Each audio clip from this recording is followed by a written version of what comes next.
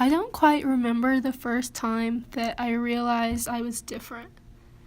Not like superhero different or up and coming Benjamin Franklin different, but just like regular different. I was adopted when I was 11 months old into a white family living in a white neighborhood nested in a white town. And, it was pretty average. The, golden retriever, 2.3 cars, 2.1 kids, that kind of standard. But it was also a small town, just over 3,000 people. And a good 30 or so of that made up my extended family, so you quickly know just about everyone, and you learn that, everyone knows you, everyone knows everyone's business. And so, I go through kindergarten and all, and we've got class sizes of 24, and you learn everyone's name on the first day, and I'm the only person who's not white. That's probably very important to know. And so we go through the year, and one day I remember standing in the lunch line, and some kid from another class tapped me on the shoulder and was like, why do you look like that? And so I'm like, really confused, and I say, what do you mean? And they go, your eyes are different. You look different. Mine don't look like that. And as a kid, I don't really know what to say to that, because as far as I know, I wasn't different. I was raised white, I spoke English. All my friends were white too, so I don't know, I say that as if I had a choice, but Anyway, I give a little shrug to that, and I don't really think about it too much. I'm just like, okay, whatever, well, that was weird. And I just kind of go on.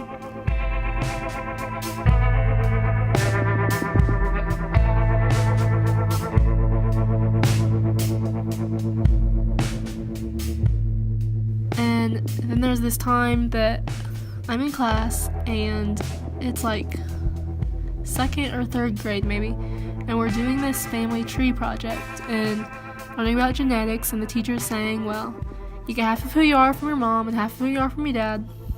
And I'm over here taking it all in. I'm like, yeah. And then we get to the actual project part after she's done explaining, and that's when I'm like, oh, wait. Because, you've got everyone mapping their different traits and stuff, and I couldn't really do that in a way that makes sense. Mom's blonde with blue eyes and dad's brown-haired with green, and that just didn't work. And I didn't know who my birth parents were. I still don't, but it wasn't like I could call them up and see if they were tall or short or whatever, so I think we ended up just, still putting them in there and saying, oh, I have dark hair, so does dad, that works. Mom's short, I'm short, alright. But, yeah. And it wasn't like I was sitting there in class and I realized that I'm adopted or anything kind of massive like that, because my parents made sure that I knew early on. I can't remember when, but I always knew it, which I'm glad, because I'd imagine that discovering it later from my classmates would have probably been traumatizing. It wasn't any Buddy the Elf kind of stuff going on there. But I'm still slowly starting to realize that I can't just sit here and act like I'm, Jessica with the blue eyes or something like that.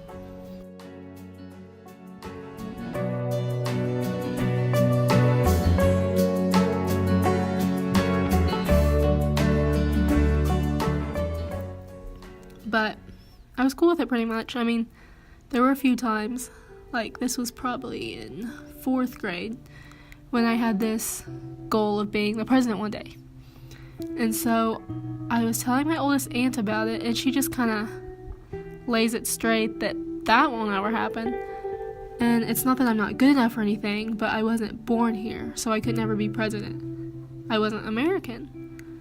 And that hurt for a little bit, but by now I'm like, okay, I'm different. Sometimes it sucks, but that's just the way it is. But sometimes it kind of impacted how I thought, if that makes any sense. Like one time I was trying out for parts for my church's Christmas play, and I'm sitting there thinking, as a 4th grader, wait, does it make sense for an angel to be Asian? You can't do that, can you? So I'd quite a bit of back and forth there with that.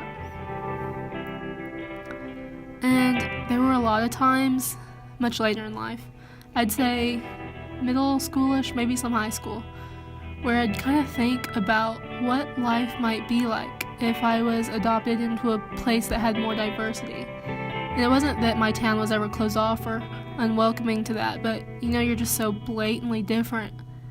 I think, would all my friends still be white, or would I find a way to be more connected to my background? Sometimes I wonder that. Because growing up, there were some identity issues. Like, it wasn't major, but I didn't know. Was I a part of this white, southernish culture? There's all this farming, and you play basketball, or was I a part of the culture that I look like? And it'd be hard, because I know I wouldn't do some things I might otherwise would have, because I didn't want to fulfill that stereotype. Or maybe I wasn't interested in certain things at all because I was submerged in this American culture and it masked that. And eventually I got over it and was like, whatever, I'll join Science Olympiad and play tennis, it's fine. But there for a while I had to decide. It's really been this journey of finding my identity when the people around me are giving me one signal and then I look in the mirror and that sends me another one. And I still think about it now, like I don't really know who I am fully. When a stranger sees me, what do they expect? Do I fulfill that?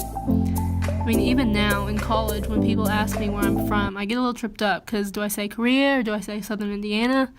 It's all really a learning process, just trying to shift from or even balance between living this expected life versus one that I really want to live, and finding that authenticity to myself, whatever that may be.